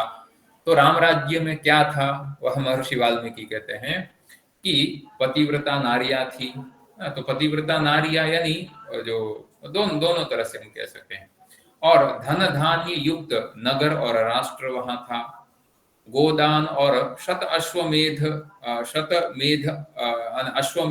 शत यानी नित्य यज्ञ याग आदि को होते थे। और सबसे बड़ी जो एक बात जो कही है, तो जिसको हम आज भी जो जो समाज शास्त्री हैं, वो राज्य की अवधारणा कहते हुए वो कहते हैं भी जो ये सारे होते हुए भी यदि प्रजा है, वो प्रजा संतुष्ट नहीं है, प्रजा यदि सुखी नहीं है, प्रजा यदि प्रसन्न नहीं है, तो वो वस्तुतः राज्य में कहीं कहीं कमी है ना। तो आजकल जो समाज शास्त्री हैं, वो एक जो इंडेक्स निकालते हैं, वर्ल्ड हैप्पीनेस इंडेक्स, तो कौन सा देश है वो कितना प्रसन्न है। तो यहाँ वाल्मीकि जी कहते हैं कि इस राम राज्य में सभी नागरिक हैं वह प्रमुदित थे, है ना, किसी को कोई कमी नहीं है। इसलिए कि नगराणी च राष्ट्राणी धन धान्य युतानि च नित्यम प्रमुदिता सर्वे, नित्यम प्रमुदिता सर्वे, सभी हैं वो सतयुग के समान, यथा कृत युगे तथा, है ना, सतयुग के समान सभी के सभी प्रमुदित थे इस राम राज्य में। ये राम राज्य की जो अवधारणा है, वो अवधारणा यहाँ महर्षि वाल्मीकि हमारे सामने प्रस्तुत करते हैं। क्योंकि और यही उसकी जो राम राज्य की अवधारणा है, वो सारे जो रामायण हैं, उन रामायणों में भी इस प्रकार का जो वर्णन है। और जो राम राज्य है या रामायण है, उनकी लोकप्रियता और प्रासंगिकता का कारण है। तो जो राज्य के जो एक 4 अंग हैं कि क्या विधि है यानी क्या होना चाहिए, और क्या परिसंख्या यानी क्या नहीं है, और एक राज्य की जो भव्यता है, और दूसरी है दिव्यता। क्योंकि भव्यता है वो बाहर से होती है, बहिरंग दृष्टि से भव्यता होती है, और दिव्यता होती है वो अंतरंग दृष्टि से होती है। तो ये दो क्योंकि जो विधि और परिसंख्या, वो तो भौतिक रूप से हम देख सकते हैं कि विधि यानी क्या और कैसा था, है ना, राम राज्य क्या है या क्या था और कैसा था। तो इस कथन से किसी भी राज्य के लिए उपादेय तत्व क्या है, इसकी एक अवधारणा बनती है। और वो उपादेय तत्व क्या थे, तो महर्षि वाल्मीकि ने वहां रामायण में बताया कि ये राम राज्य में थे, है ना। ये एक थे, यानी इस तरह का एक आदर्श राज्य में क्या होना चाहिए, वो उपादेय तत्व है, वो उपादेय तत्व यहाँ बताए। और परिसंख्या का अर्थ होता है निषेध, क्या नहीं होना चाहिए एक आदर्श राज्य में। तो ये जो कथन है परिसंख्या कथन, इससे किसी भी राज्य में क्या नहीं होना चाहिए, कौन कौन से वर्जनीय तत्व हैं, इन तत्वों का बोध होता है। तो जैसे महर्षि वाल्मीकि जी ने जैसे पहले ही कहा भी, जो राम राज्य है उसमें कोई भी जो अकुंडली, अमुकुटी, असुगंध, अदाता, अनात्मवान, अशक्त या अनृत भाषण करने वाला, तस्कर, अविद्वान, ये कोई नहीं था। तो ये उन्होंने एक परिसंख्या भी बताई। और वो जो ऐसा जो राज्य है, उस राज्य की जो भव्यता है, तो भव्यता यानी से जो राम राज्य है, उस राम राज्य में भौतिक अभ्युदय यानी संपन्नता थी। और एक समाज था, ऐसा एक समाज था जो अत्यंत अपेक्षित है उस राज्य के लिए। एक अत्यंत ऐसा अपेक्षित राज्य है, श्री और शोभा से संपन्न, भौतिक अभ्युदय से संपन्न एक राज्य वहां अपेक्षित है। ऐसा राज्य हमें वहां देखने को मिलता है।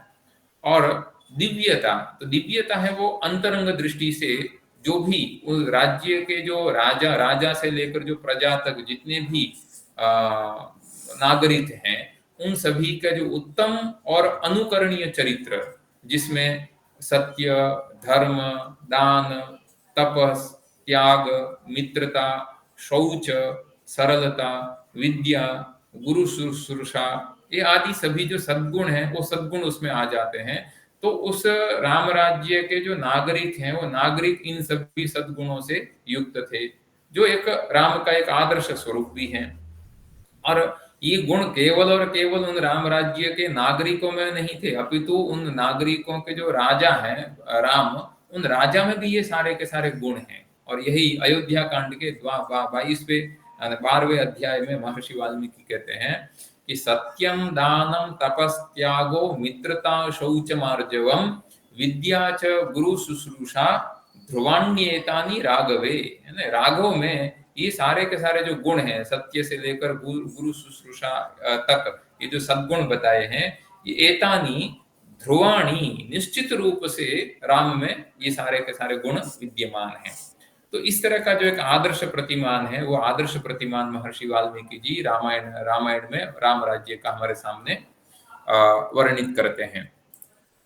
अब जो रामायण जो है, उस रामायण में आप देखेंगे तो एक जो हमारा जीवन है, उस जीवन को भी एक दर्शन कहा गया है। तो जीवन का जो दर्शन है, वो जीवन दर्शन भी उस रामायण, वाल्मीकि रामायण में चित्रित हमें होता है कि विश्व में जितने भी प्राणी हैं, विश्व में जितने भी प्राणी हैं, वो अपने अस्तित्व के लिए केवल आत्मनिर्भर नहीं हो सकते हैं, उन्हें अपने वातावरण पर भी निर्भर तो रहना ही पड़ता है ना। कहीं न कहीं वो समग्र दृष्टि से वो अपने वातावरण के, हम कितने भी सत्यनिष्ठ हो जाएं, हम कितने भी अपने घर को हम पवित्र बना ले, लेकिन यदि बगल में कोई इस तरह का कचरा करने वाला है, तो कहीं न कहीं मन है वो विक्षिप्त तो होगा ही होगा। तो यानी कहीं न कहीं हमारा जो अस्तित्व है, वो अस्तित्व किसी दूसरे के ऊपर भी, अन्य वातावरण पर भी हमारा जो अस्तित्व है वो निर्भर रहता है। तो समस्त प्राणियों में जो मानव है, वो समस्त सर्वाधिक उन्नत प्राणी है। इसलिए वह जिस समाज में, जिस परिवेश में, जिस धर्म में या संस्कृति में उसका जन्म होता है, तो उन सभी से वह, उसका जो जीवन है वो प्रभावित होता रहता है। तो जब हम और ऐसे जो आधारभूत जो समाज की जो धारणाएं हैं, वो धारणाएं उस मनुष्य के जीवन दर्शन का निर्माण करती हैं। तो वाल्मीकि रामायण में भी वर्णित विभिन्न प्रकार के आचार व्यवहार, विचार, मान्यताएं या परंपराएं, उनके परिप्रेक्ष्य में उस युग में जीवन दर्शन क्या था, और जीवन दर्शन के ऐसे अनेक आधारभूत तत्व हैं, वो तत्व हमारे सामने प्रफुटित होकर आते हैं, और जिसको जीवन मूल्य भी हम कह सकते हैं। ये जीवन के मूल्य हैं, इनको जीवन से कभी इनको खोना नहीं चाहिए। इन मूल्यों को प्राप्त करने के लिए सर्वदा प्रयासरत रहना चाहिए, इन मूल्यों को अवश्य प्राप्त करना चाहिए। तो ऐसे जो मूल्य हैं, वो मूल्य भी यहाँ वाल्मीकि रामायण में कहे गए हैं। तो जो पहला मूल्य है वह है धर्मपरायणता।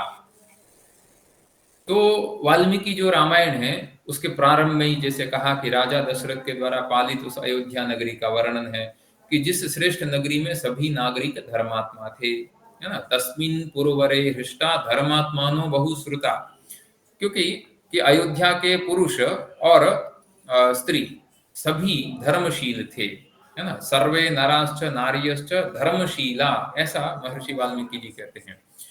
क्योंकि धर्म से ही अर्थ प्राप्त होता है, धर्म से ही सुख का उदय होता है, और धर्म से ही सब कुछ पाया जाता है। इसलिए वस्तुतः इस संसार में धर्म ही सार है। है ना, मनुष्य के द्वारा आचरणीय या प्राप्तव्य धर्म अर्थ काम के ये जो त्रिवर्ग हैं, इसमें धर्म ही सर्वश्रेष्ठ है। इसलिए महर्षि वाल्मीकि जी भी कहते हैं कि भली प्रकार जानकर भी जो राजा या राजपुरुष धर्म के अनुसार कार्य नहीं करता है, तो उसका समस्त शास्त्र ज्ञान है वह व्यर्थ होता है। क्योंकि लोक में समृद्धि, रूप, पुत्र, धन या पराक्रम आदि हैं, वो धर्माचरण से ही उत्पन्न जो पुण्य है, उन पुण्यों से प्राप्त होते हैं। तो इस तरह से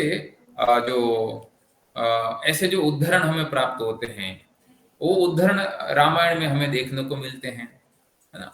रामायण में देखने को मिलते हैं, न केवल अयोध्या में देखने को मिलता है, अपितु आप देखिए कि जब विभीषण ने सीता को लौटा देने के लिए प्रार्थना करते हुए रावण से भी यही कहा था कि धर्म ही सुख और कीर्ति को बढ़ाता है, इसलिए आप धर्म का आचरण करें।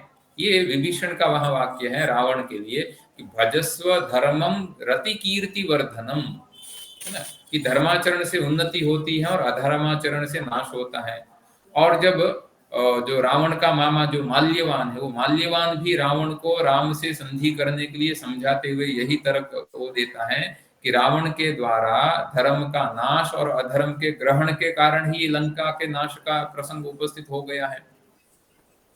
वो जो कुबेर है, वो कुबेर भी अहंकारी रावण को फटकारते हुए उचित ही वो वहां कहता है कि सुख के लिए धर्म का पालन करना चाहिए, अधर्म से केवल दुख ही प्राप्त होता है। इसलिए भगवती सीता भी रावण के द्वारा अपहृत होकर अशोक वनिका में वहां रखी गई थी, फिर भी सीता को भी धर्म पर पूर्ण विश्वास था कि वो ऐसी निश्चित जानती थी कि रावण के अधर्म के कारण लंका और जो लंका रूपी जो महान उत्पात है उसका अवश्य नाश होगा। इसलिए ऐसे बहुत सारे उद्धरण हैं वो हमें प्राप्त होते हैं जो रामायण कालीन जीवन में धर्म के एक अत्यंत महत्वपूर्ण स्थान को बताते हैं। और रामायण के चरित्र नायक राम का जीवन तो साक्षात मूर्तिमान धर्म का ही रूप है ना, मूर्तिमान धर्म का ही रूप है। इसलिए वो जो रामो विग्रहवान धर्म, हाँ, ऐसा मारीच है, वो मारीच रावण को कहता है कि जब रावण मारीच को सीता जी का अपहरण करने के लिए मृग सहायता करने के लिए कहता है, तब मारीच है रावण को समझाते हुए कहता है कि भी जो धर्म का पालन करने के लिए, धर्म को उत्पन्न करने के लिए अलग अलग प्रकार की क्रियाएं हैं, यज्ञ इत्यादि क्रियाएं हैं, वो लोग करते हैं, किंतु राम तो स्वयं उस धर्म का मूर्तिमान स्वरूप है ना। इसलिए जो रावण के द्वारा जो हरि जाती हुई जो सीता जी हैं, वह भी राम जी को पुकारते हुए यही कहती हैं कि धर्म पालन के लिए प्राणों का मोह, शरीर का सुख और धन संपत्ति का त्याग करने वाले राम अधर्म पूर्वक हरण की जाती हुई मुझे क्यों नहीं देख रहे हैं, इस तरह का वो एक कहती हैं कि जीवितम सुखमर्थम च धर्म हेतोः परित्यजन ह्रियमाणाम अधर्मेण माम राघवन पश्यति, है ना। उसी तरह से बहुत सारे अन्य भी जो हैं वो हमें देखने को मिलते हैं। भरत हैं, वशिष्ठ हैं, पुरवासी हैं, सभी है वो अयोध्या लौटने की प्रार्थना करते हैं, लेकिन फिर भी उन सभी की प्रार्थना स्वीकार न करके राम अपने धर्म में हिमालय की भांति अचल रहे। इसलिए वाल्मीकि जी कहते हैं कि स्थितः स्वधर्मे हिमवान इव अचलः, तो अपने जीवन और व्यवहार में धर्म मात्र को प्रधानता देने वाले राम है वो देवों से भी बढ़कर है। तो ये धर्मपरायणता हमें देखने को मिलती है राम में और राम राज्य में। दूसरा है जो सत्यपरायणता, कि रामायण में सत्य को ही परम धर्म कहा है और यह समस्त सृष्टि जो है वह धर्म के कारण अवस्थित है और सत्य ही प्रणव रूप ब्रह्म शब्द है, सत्य में ही धर्म प्रतिष्ठित है, सत्य ही अविनाशी वेद है और सत्य के द्वारा ही परब्रह्म की प्राप्ति होती है। ऐसा वाल्मीकि जी हैं वो कहते हैं कि सत्यम एकम पदम ब्रह्म सत्ये धर्म प्रतिष्ठितः सत्यमेवाक्षया वेदाः सत्येनावाप्यते परम। तो सत्य की ऐसी जो शाश्वत प्रतिष्ठा के कारण ही राजा दशरथ की पालित अयोध्या नगरी में कोई भी नागरिक असत्यवादी नहीं था। जैसे पहले कहा कि जो अयोध्या में कैसे लोग नहीं थे, तो असत्यवादी भी कोई नहीं थे। और सत्य को ही धर्म का मूल माने जाने के कारण जो सत्य है वो सत्य ही सभी प्रकार के हित का साधक है, ये वहां कहा गया है। और जो ये भी है, जो ये कहा है कि संसार में दान, यज्ञ, होम, तपस्या, वेद आदि सभी का जो आधार है वो आधार भी सत्य ही है, इसलिए सदैव सत्य पालन करना चाहिए। इसलिए अयोध्या कांड में महर्षि वाल्मीकि जी कहते हैं कि हुतम नहीं, दत्तम इष्टम हुतम चैव तप्तानि च तपांसि च वेदाः सत्य प्रतिष्ठाना तस्मात् सत्य परो भव, ये वहां कहते हैं दूसरे अध्याय के 109वें अध्याय, दूसरे कांड, अयोध्या कांड के 109वें श्लोक में। यानी इस लोक में मनुष्य जो कुछ प्राप्त करना चाहता है वह सभी कुछ सत्य आचरण से प्राप्त किया जा सकता है। पृथ्वी, है ना, कीर्ति, यश, लक्ष्मी सत्यवादी पुरुष को प्राप्त हो। ये सभी जो कीर्ति है, यश है, लक्ष्मी है, ये भी सत्यवादी पुरुष को ही प्राप्त करने की कामना करती हैं कि हम सत्यवादी को ही प्राप्त हो, और उसी पुरुष का अनुसरण करती हैं जो सत्यवादी होता है। इसलिए मनुष्य को सर्वदा सत्य का ही अनुसरण करना चाहिए, यह यहाँ कहा गया है। और रामायण के जो कथा नायक है राम है, वो तो मूर्तिमान सत्य है। अपनी प्राण रक्षा के लिए भी राम कभी अनृत भाषण नहीं कर सकते हैं, ऐसा महर्षि वाल्मीकि जी कहते हैं कि सत्यम ब्रूयात् न च अनृतम अपि जीवित हेतु ही रामः सत्य पराक्रमः, है ना। इसलिए सुग्रीव से मैत्री हो जाने पर भी बाली वध की प्रतिज्ञा करते हुए स्वयं राम ने अपनी सत्यवादिता का स्पष्ट कथन किया है कि हे सुग्रीव, मैंने पहले भी असत्य भाषण नहीं किया है और भविष्य में भी कभी नहीं करूंगा, इसलिए मैं सत्य पूर्वक अपनी प्रतिज्ञा पूर्ण करने का वचन देता हूं।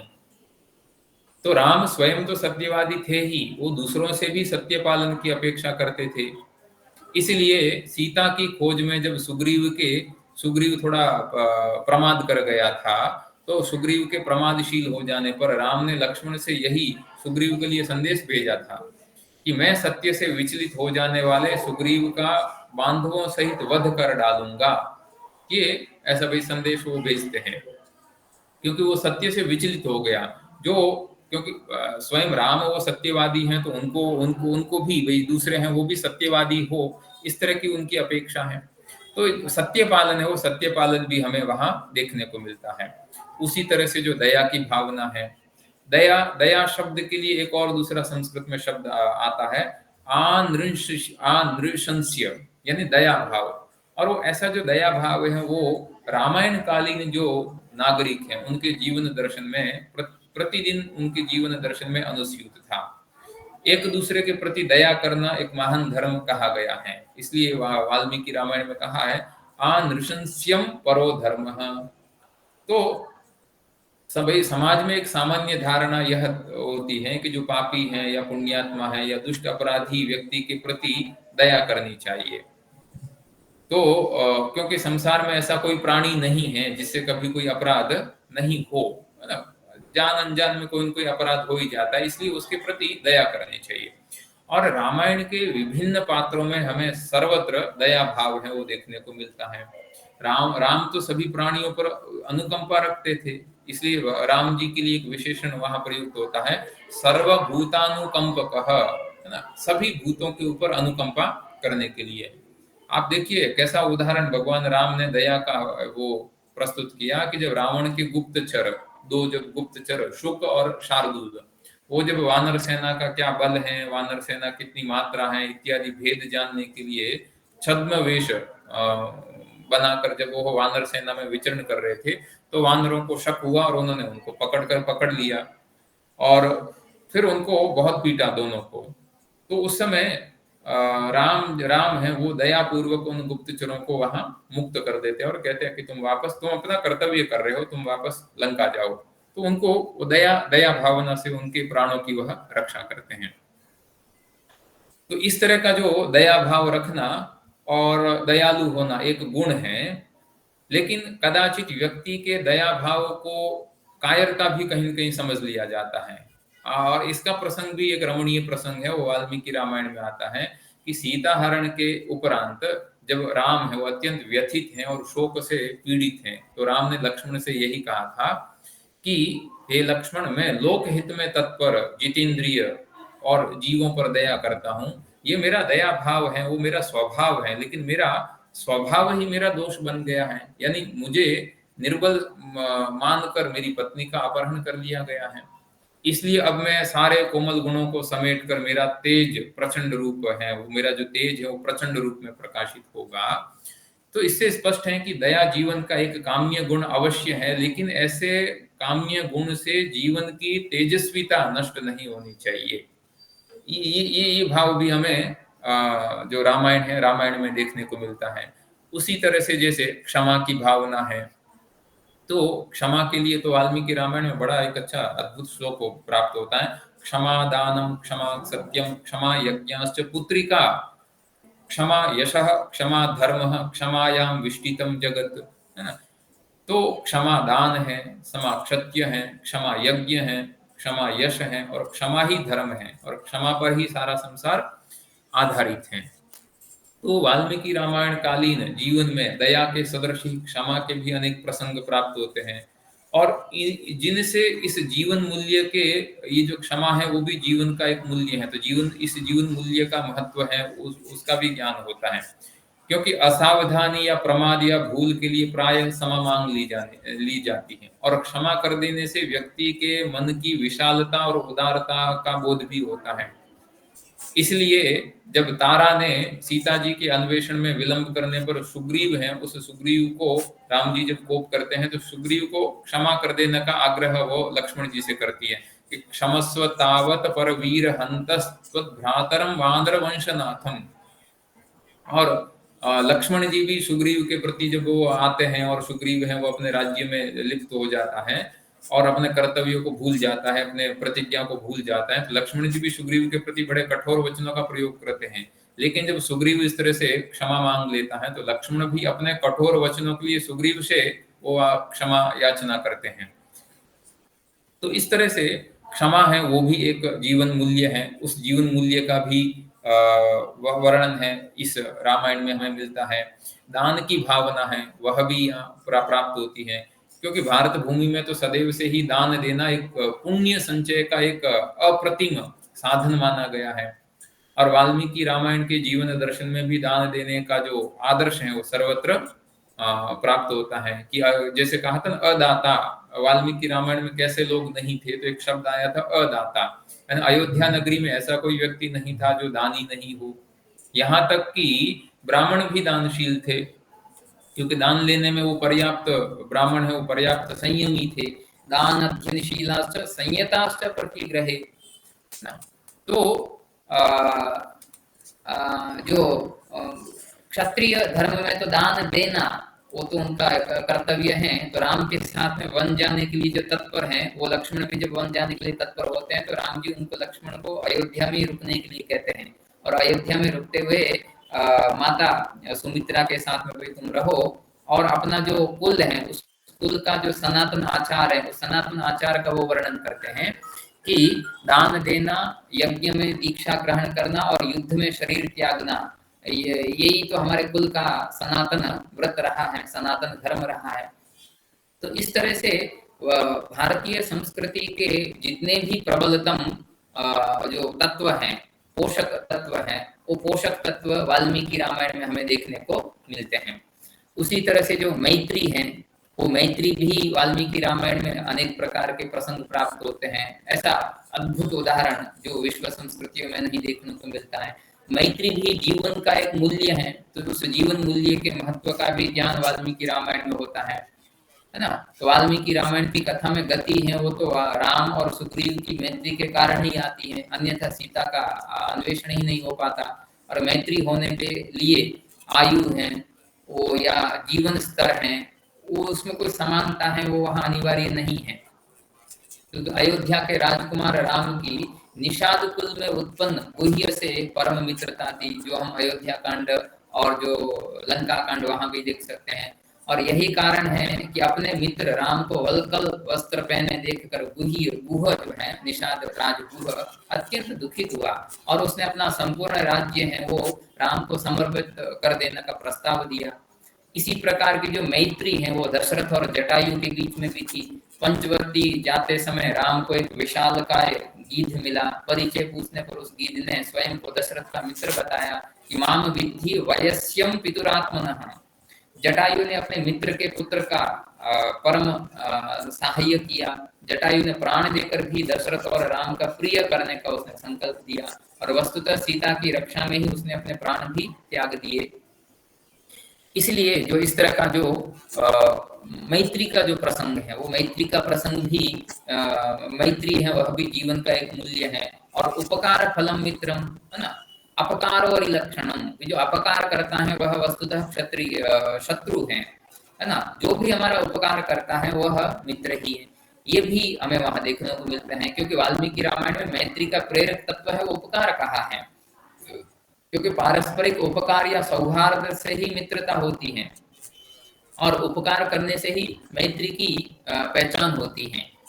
इसलिए ये भी एक जीवन का जो मूल्य है, जीवन मूल्य है, वह हमें रामायण के जीवन दर्शन में प्राप्त होता है। उत्साह अथवा अनिर्वेद, ये जो भाव है, ये भी जीवन का, क्योंकि जीवन के प्रत्येक कार्य को सुचारू रूप से संपादित करने के लिए उत्साह आवश्यक होता है। उत्साह से रहित व्यक्ति या समाज या देश कभी भी उन्नति नहीं कर पाता है, अधोगति को ही प्राप्त होता है। इसलिए वाल्मीकि रामायण में जो भी जीवन मूल्य प्राप्त होते हैं, उन जीवन मूल्यों में उत्साह भी एक प्रमुख तत्व है, क्योंकि उत्साह का विलोम भाव है शोक।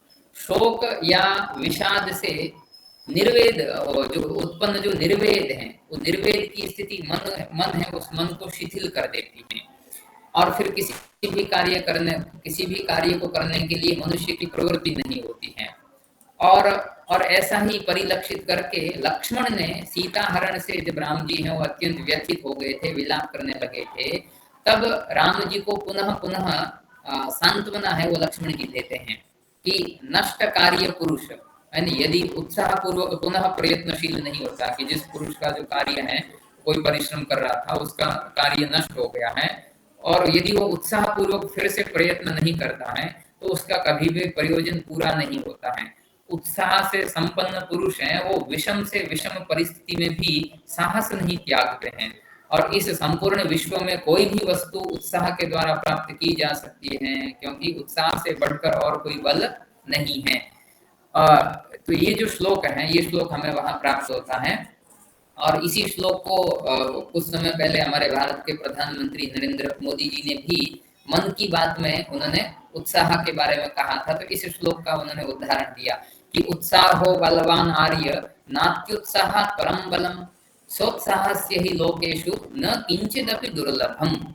ना, ये वहां का वाक्य है कि उत्साहवन्तः पुरुषा नावसीदन्ति कर्मसु, कि संसार में क्योंकि संपूर्ण विश्व में कोई भी वस्तु है वह उत्साह से प्राप्त की जा सकती है, और उत्साह से बढ़कर और कोई बल भी नहीं है। अतः उत्साह हो बलवान आर्य, यह आर्य राम जो उत्साह है वही बलवान है ना। और नास्ति उत्साह परम बलम, उत्साह से बढ़कर और कोई बल भी नहीं है।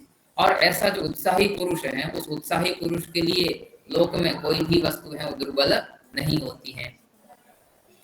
इसलिए क्योंकि संसार में जो विषाद है वह अत्यधिक दोष से युक्त होता है, और जैसे क्रुद्ध सांप है वो बालक को डस कर नष्ट कर देता है, उसी प्रकार विषाद भी पुरुष को नष्ट कर देता है। विषाद से पुरुष की तेजस्विता नष्ट हो जाती है, और तेजहीन पुरुष कोई भी कार्य नहीं कर पाता है।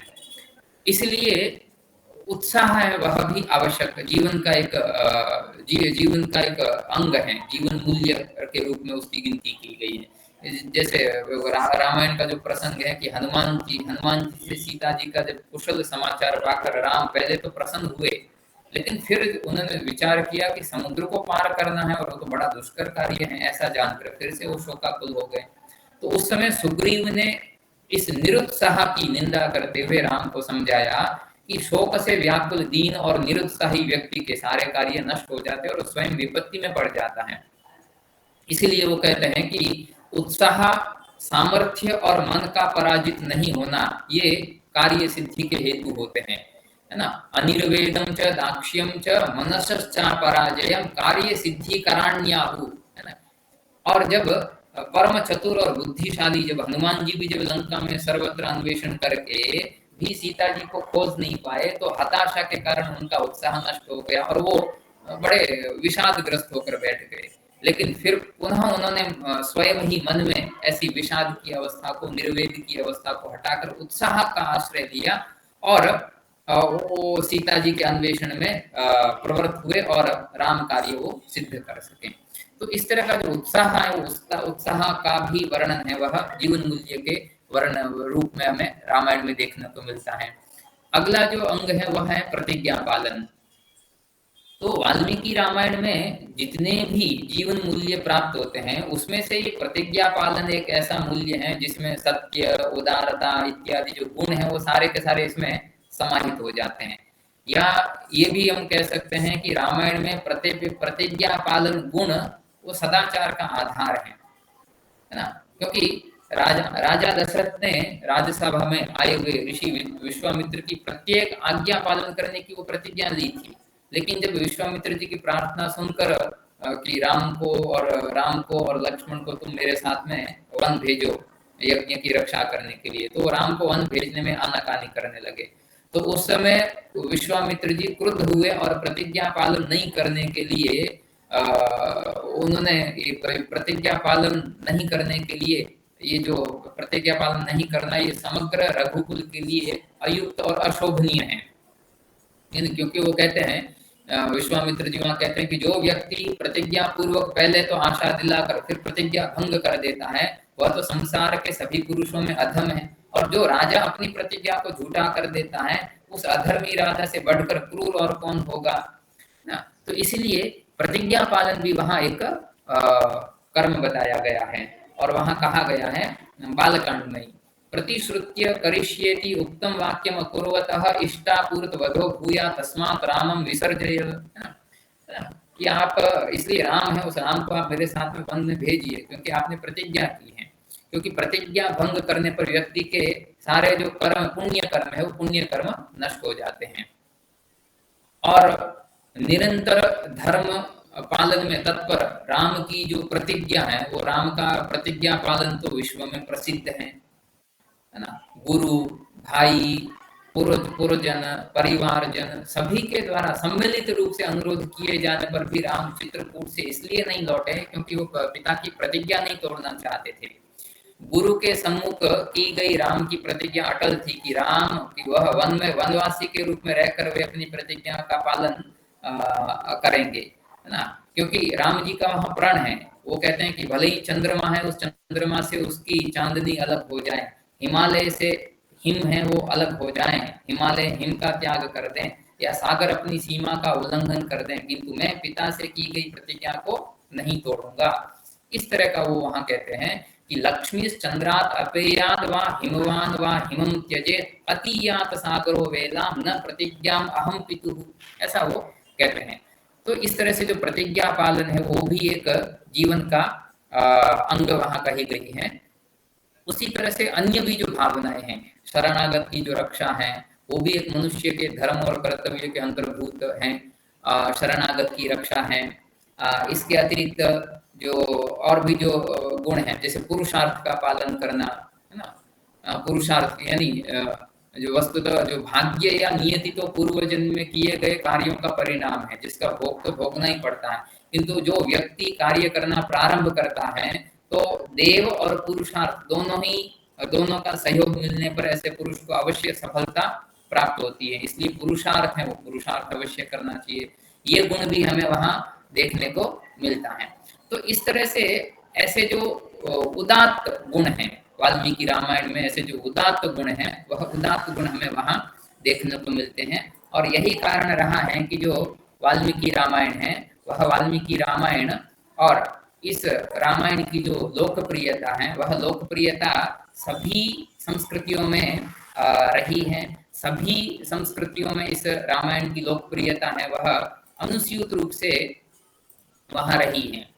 इसलिए इस तरह की जो लोकप्रियता है वह लोकप्रियता का जो कारण है वह कारण उस जो रामायण है उस रामायण के जो ऐसे जीवन मूल्य हैं, जीवन मूल्य कहिए या जिनको हम सांस्कृतिक मूल्य भी कह सकते हैं, ऐसे सांस्कृतिक मूल्यों के कारण ही यह जो रामायण है वह रामायण सारी की सारी विश्व संस्कृतियों में वह लोकप्रिय रही है। और रामायण की जितने भी प्रकार के जो रामायण हैं उन रामायणों में इस प्रकार के जो जीवन मूल्य हैं उन जीवन मूल्यों का जो वर्णन है वह वर्णन सभी जगह में प्राप्त होता है। और ऐसे जो जीवन मूल्य हैं जिन जीवन मूल्यों को उस राम राज्य में लोगों ने धरातल पर उतार कर दिखाया है। तो रामायण में प्रतिपादित जो जीवन दर्शन और उसमें सन्निहित ऐसे जो जीवन मूल्य हैं इन जीवन मूल्यों का वाल्मीकि रामायण का जब हम अध्ययन करते हैं तो एक स्पष्ट चित्र है वो हमारे सामने उपस्थित होता है। और तत्कालीन भारतीय संस्कृति ने यथार्थ परक भूमि पर ऐसे उत्कृष्ट मानवीय गुणों का उन्होंने एक अप्रतिम उदाहरण हमारे सामने प्रस्तुत किया था। इसलिए समस्त उदात्त गुण या जितने भी जीवन मूल्य हैं उन जीवन मूल्यों का निर्वाह करने वाले राम इसलिए ही वह मनुष्य होते हुए भी वह देव कोटि में परिगणित हुए। इसलिए ही जो इस तरह के जो उदात्त राम जी का जो चरित्र है उस चरित्र का वर्णन करने के कारण ही जो रामायण है वह रामायण लोकप्रिय हुई है। और सारी की सारी विश्व संस्कृतियों को इस रामायण राम कथा ने और रामायण में वर्णित जो जीवन मूल्य हैं इन जीवन मूल्यों ने सारी की सारी विश्व संस्कृतियों को प्रेरित किया है, अनुप्राणित किया है। और यही कारण है कि वाल्मीकि रामायण है वह वाल्मीकि रामायण आज भी वह लोक में प्रसंग उसकी जो प्रासंगिकता है और वो उसकी जो लोकप्रियता है वह बनी हुई है।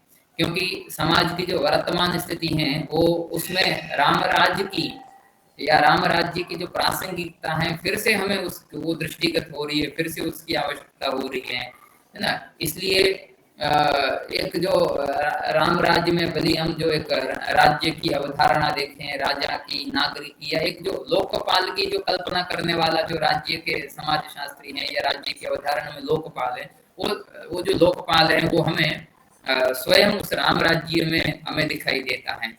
तो इस तरह के बहुत सारे ऐसे जो तत्व हैं जिन तत्वों के कारण ये जो वाल्मीकि रामायण है वह समग्र विश्व में लोकप्रिय हुई है और प्रासंगिक तब भी थी, आज भी है और आगे आने वाले युगों तक यह जो रामायण है वह प्रासंगिक रहेगी। क्योंकि इसका जो आधार है वो आधार जीवन मूल्य है और जीवन मूल्य भी अकस्मात परिवर्तित होने वाले जीवन मूल्य नहीं, अपितु शाश्वत जीवन मूल्य है कि जिन जीवन मूल्यों के आधार पर हमारा ये सारा का सारा संसार टिका हुआ है। यदि ये जीवन मूल्य नहीं रहे तो हो सके कि इस तरह का जो संसार है वो संसार रहे ही नहीं। और इसलिए तो प्रत्येक मनुष्य वो चिंतित हो रहा है कि हमारे जो जीवन मूल्य हैं वो जीवन मूल्य धीरे धीरे ह्रास को प्राप्त हो रहे हैं, नष्ट हो रहे हैं। तो ऐसे जो फिर से वापस इन जीवन मूल्यों की प्रतिष्ठा करके सर्वत्र एक राम राज्य का जो आदर्श उदाहरण प्रस्तुत करने वाली जो रामायण है वो रामायण में वर्णित जीवन मूल्य भी हम सभी मानवों में, सारे के सारे विश्व में ऐसे जीवन मूल्य व्याप्त हो, यही इस वाल्मीकि रामायण की लोकप्रियता और प्रासंगिकता का एक अनुपम उदाहरण है और अनुपम उदाहरण रहेगा। तो आज ये जो व्याख्यान है, ये जो विषय है, तो मैं इतना ही कहकर अपनी वाणी का यहीं विराम करता हूँ। आप सभी का बहुत बहुत आभार। गुरुजी जी गुरुजी, इसमें से जो प्रश्न कैसे आ सकते हैं, थोड़ा उसके बारे में भी बताइए ना। प्रश्न थोड़ा इस तरह से आप देखिए कि जो वाल्मीकि रामायण है उसकी लोकप्रियता या प्रासंगिकता का क्या कारण है। तो केवल और केवल उसका जो वाल्मीकि रामायण में सौंदर्य का वर्णन किया है, काव्य तत्व, बहुत सारे ऐसे उसके तत्व हैं। तो वाल्मीकि रामायण की लोकप्रियता के क्या कारण है? तो लोकप्रियता के कारण हम कहेंगे उसमें वर्णित जो भारतीय संस्कृति है, भारतीय संस्कृति के जो जीवन मूल्य हैं, उन जीवन मूल्यों के कारण ही, और जो जीवन मूल्य केवल और केवल आदर्श रूप में नहीं कहे गए हैं, अपितु भौतिक धरातल पर ऐसे जीवन मूल्य राम राज्य में, राम राज्य के नागरिकों में थे।